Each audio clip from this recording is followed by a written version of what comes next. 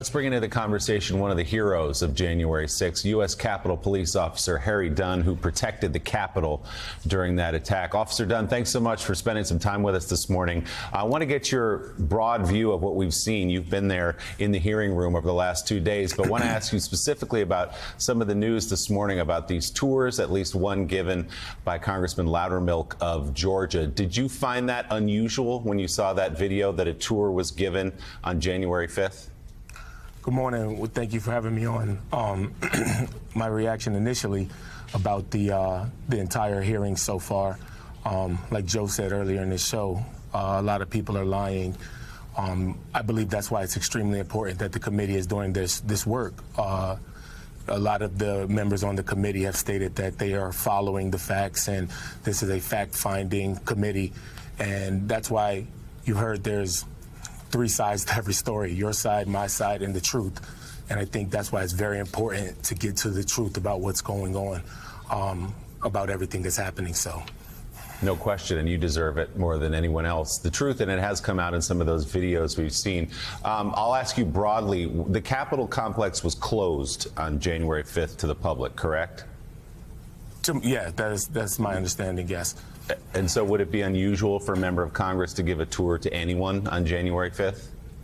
I'm not going to comment anything about, that side of the investigation.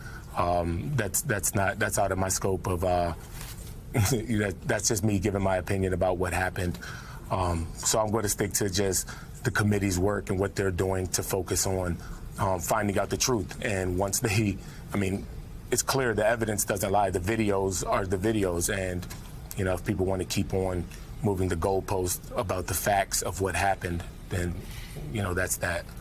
Okay, fair enough. And so we saw an extraordinary moment where you and your fellow officers were watching on that first night of the hearings last Thursday, that new footage that I don't think you even had seen of what happened on January 6th. You lived it, but you saw new angles. You saw your fellow officers being beaten with American flags, had racist slurs hurled at you.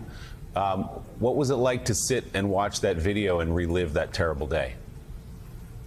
When every time there's a new drop or some footage that's released about that day, I try to avoid watching it. Who wants to sit there and subject themselves to watching your friends, getting beat up like that? So forcing yourself to sit there and relive it, it's very traumatizing. The screaming, the agony, the radio calls, the voiceovers, it hit you in a different kind of way that made you think like, wow, I can't believe we went through that. And not only that we go through that, the people will look at that and call that, let's say, legitimate political discourse. Like, it's ridiculous that that's what we're subjected to. And it's infuriating. Let me ask you this, Officer Dunn. How does it make you feel, again, looking at new footage, how does it make you feel that so many of those thugs that were beating up cops and so many of those political clowns that are acting like nothing happened on that day, that don't want Americans to see cops getting the hell beaten out of them by thugs that supported Donald Trump?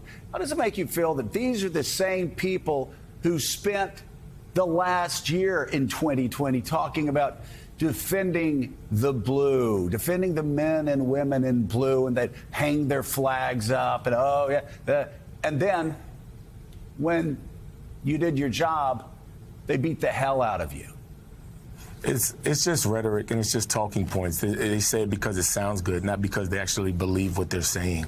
It just exposes hypocrisy that it's kind of like, do what they want you to do what they say, unless you're doing your job to get in the way. Like, they called us traitors.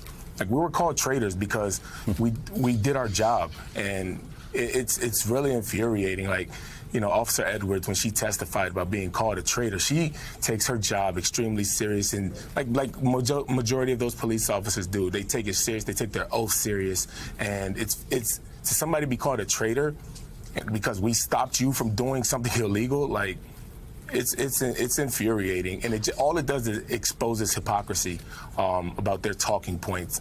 it's propaganda. It's not even something that they actually believe.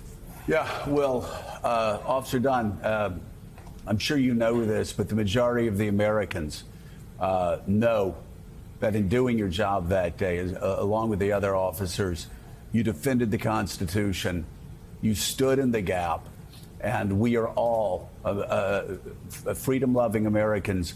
We are all forever in your debt. Thank you so much for your service to America. Thank you so much for your defense of the United States Capitol. Thank you so much for your defense of our Constitution. We're grateful. Thank you. All Thank right, you. Officer Harry Dunn, thank you so Thanks, much. officer.